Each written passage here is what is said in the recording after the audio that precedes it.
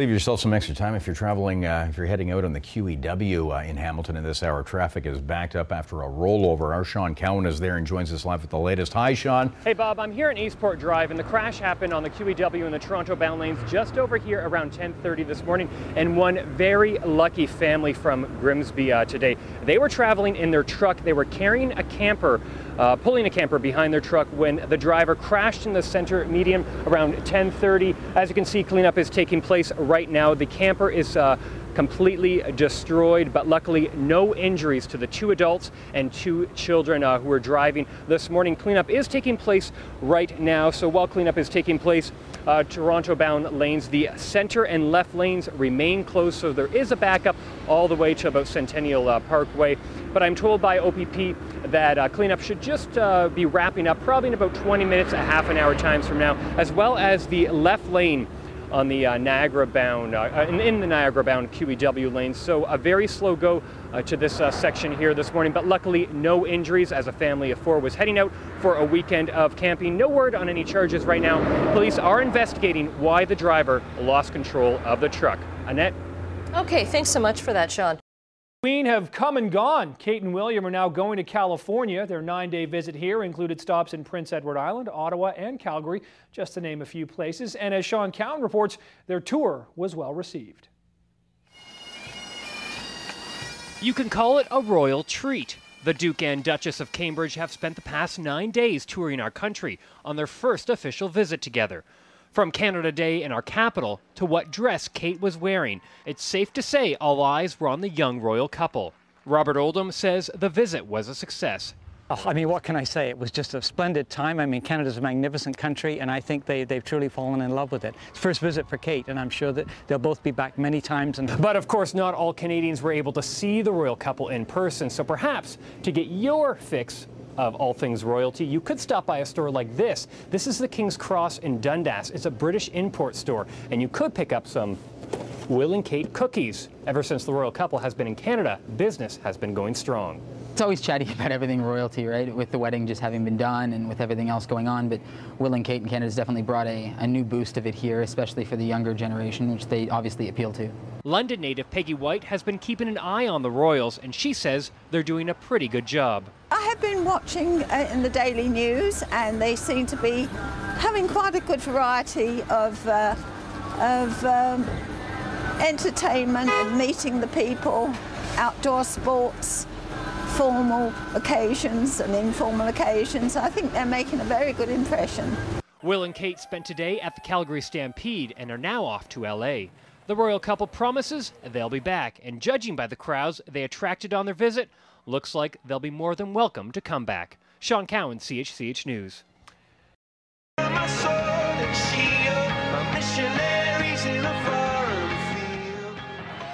An appropriate song to wake up to, with lyrics like Rule This World. The crew of the Space Shuttle Atlantis heard Viva la Vida by the band Coldplay this morning on their first full day in space. Friday was a historic day for NASA, with the final launch of the Space Shuttle. Nearly 1 million people made their way to Cape Canaveral, Florida to see it blast off for the last time.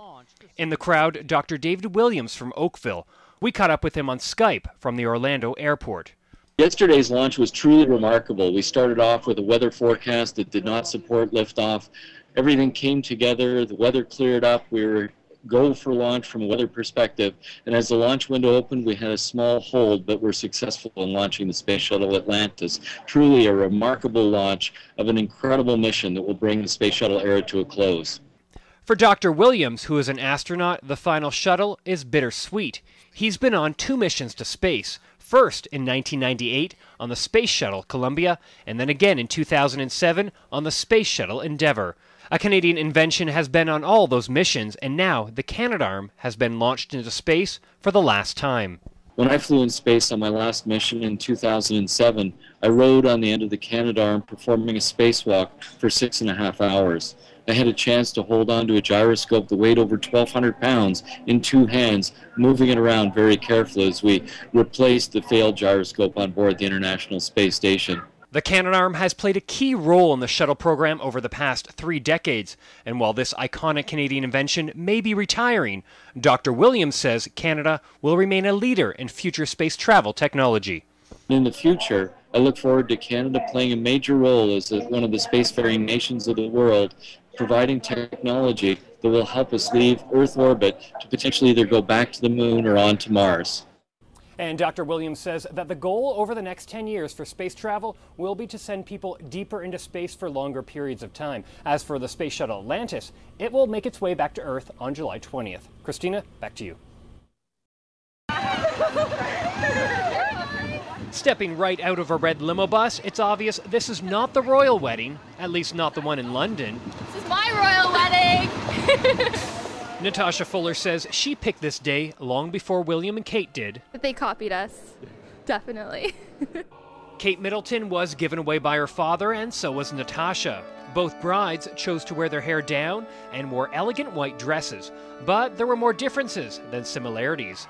An obvious one, their kisses. No kiss in the church for William and Kate, but rather two short ones on a balcony at Buckingham Palace. Not the case for Natasha and Jason, who locked lips at the altar. Yeah, I did. I kind of, that was all me there. Couldn't resist. Most of the guests at this wedding saw two ceremonies. They started their morning off watching William and Kate tie the knot, but finished with Natasha and Jason. This one by far was much better because I'm related to the groom. It was royally great. I love the royal family, but I happen to love these people a lot more. As for the dresses, this bride did get to see Kate's, but I thought it was good. I like my dress way better. Hands down, this one here. Come on, you can see her. Look at that.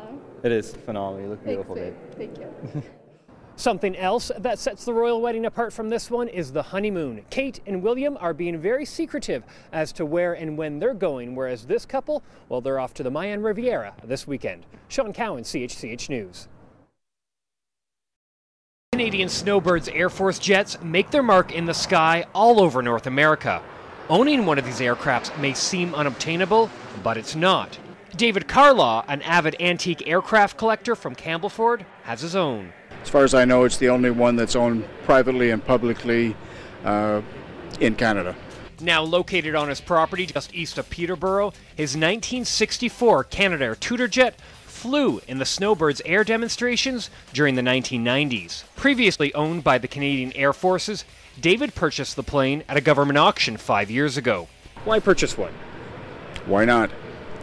I really enjoy airplanes. We have other aircraft and so forth. It lended itself well to our collection. And now David is passing along one of his prized collections here at the Toronto Classic Car Auction.